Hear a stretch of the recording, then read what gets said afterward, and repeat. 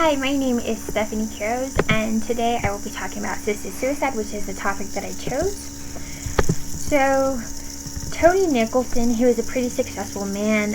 He was born in England, and he had a good life. And then one day in 2005, he would go on to suffer a stroke, and as a result of that, he developed locked-in syndrome, which is a pretty rare syndrome which affects a part of the brain stem.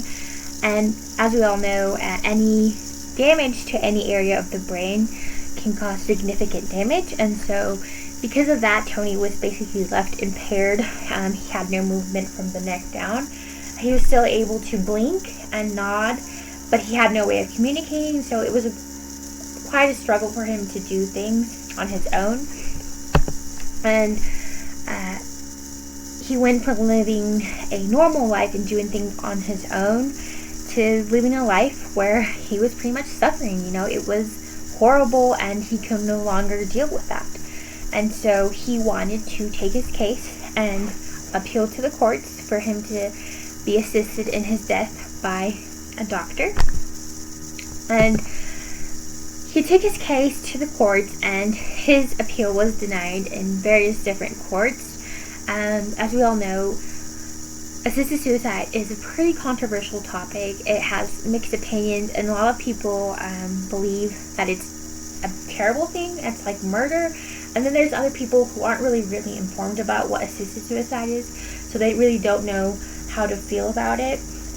Because Tony lived in the UK, there's actually an established act known as the Suicide Act of 1961, where assisted suicide isn't seen as a crime. It's not penalized, but it's something that isn't seen as a good thing.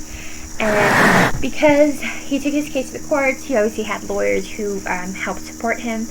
But a lot of these people in the court did not view his case as a case that was justifiable in receiving assisted suicide, because they believed it would just be like murder, because his condition was not terminal. He was still able to live a pretty good life despite, obviously the struggles he was dealing with. So this case basically was seen in many parts of the world, specifically obviously in the UK. It was seen a lot in the tabloids, and he had the option of going to other countries where assisted suicide and euthanasia are legal, but he chose to stay in his own country and fight and appeal his case. BBC would go on to cover a lot of his case, and as we all know, the United Kingdom isn't necessarily conservative, but they've had laws in place for many years, and the Queen is the highest law above all. And so it's really hard to change laws or implement anything new, simply because there's already an establishment of many rules and laws that are in place.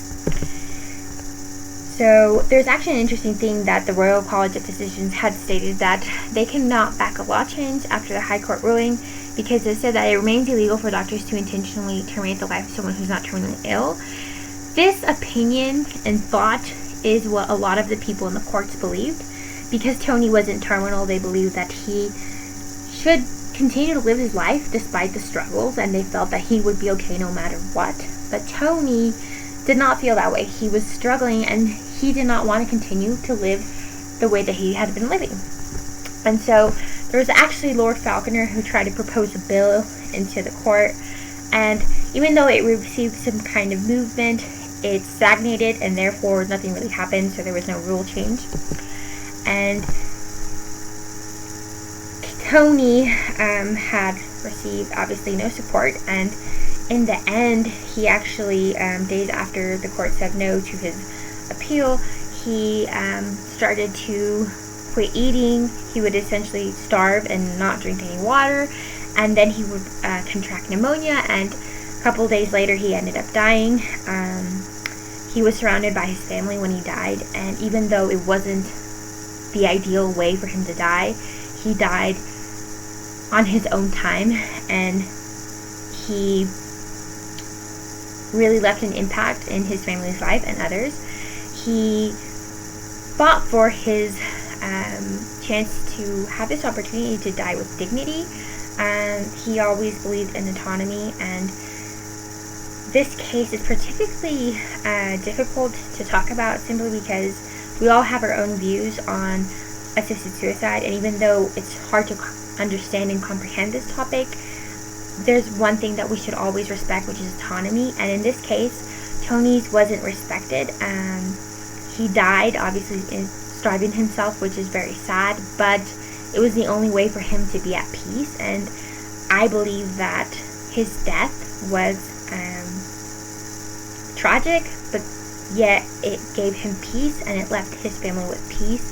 And I really hope that you like this case study, and I hope that you continue to research it, and I hope that someday there's more advocacy on this topic, because I don't feel like it's talked about enough, and I think that it's so controversial, and it's really hard to understand what it is, because there's just mixed opinions on both sides. But I believe that if there's a way to sort of combine both sides to educate people, that maybe we can continue to have conversations about this topic, and so that people become more aware about it, because I wasn't 100% aware of what this topic was.